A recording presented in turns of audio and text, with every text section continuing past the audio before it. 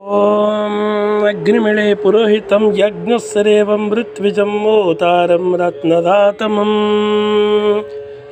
అందరికీ నమస్కారం అండి. ఈ రోజున శ్రీ సుబ్రహ్మణ్యేశ్వర స్వామి యొక్క షష్ఠి సందర్భంగా మా ఆఫీస్లోనే పూజ చేయడం జరుగుతూ ఉంది.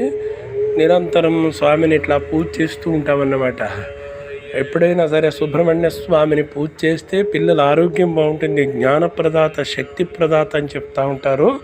అలాంటప్పుడు మీరు కూడా అప్పుడప్పుడు సుబ్రహ్మణ్య స్వామి క్షేత్రాలకు అది వెళుతూ ఉండండి, సుబ్రహ్మణ్య గుడికి అది వెళుతూ ఉండండి. సుబ్రహ్మణ్య స్వామి మంత్రాలు అవి చదువుకోవడం వల్ల పిల్లల భవిష్యత్తు ఉజ్వలం అవుతూ ఉంటుంది అన్నమాట. పిల్లల దేవుడు అని కూడా చెప్తూ ఉంటారు ఈయనని. అదేవిధంగా కళ్యాణ స్వరూపుడు, ఆరోగ్యప్రదాత, ఎన్నో రకాలుగా చెప్తూ ఉంటారు ఈ స్వామిని. అలాంటప్పుడు ఇలాంటి షష్ఠి రోజున చక్కగా స్వామిని పూజ చేయడము, అలాగే ప్రతి మంగళవారము, అలాగే ప్రతి శుక్రవారము కూడా పూజ చేసుకోవచ్చు. ప్రతి నెలలోని 2 సార్లు షష్ఠి వస్తూ ఉంటుంది. అటువంటి షష్ఠి సందర్భంగా కూడా ఆ రోజున సుబ్రహ్మణ్య స్వామి గుడికి అది వెళుతూ ఉంటే అనేక రకాలైనటువంటి సర్పదోషాలు పోతూ ఉంటాయి. అదేవిధంగా కుజదోషాలు ఉపశమనం అవుతూ ఉంటాయి.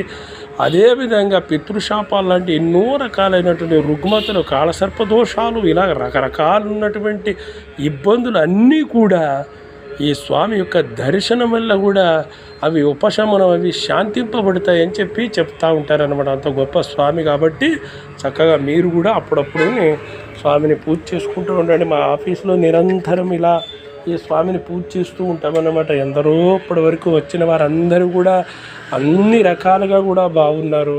మీరు కూడా అప్పుడప్పుడు వీలు ఉన్నప్పుడు వచ్చి కలవండి, చక్కగా శుభం కలుగుతూ ఉంటుంది. మంచిదండి.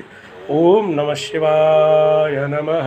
నమ పార్వతి పతే హర హర మహాదేవ మహాదేవ శంభో శంకర. మా ఆఫీస్ ఇలా ఉంటుందండి. ఎప్పుడైనా సరే మీరు రావచ్చు. మార్నింగ్ ప్రతిరోజు 11 గంటల నుంచి సాయంత్రం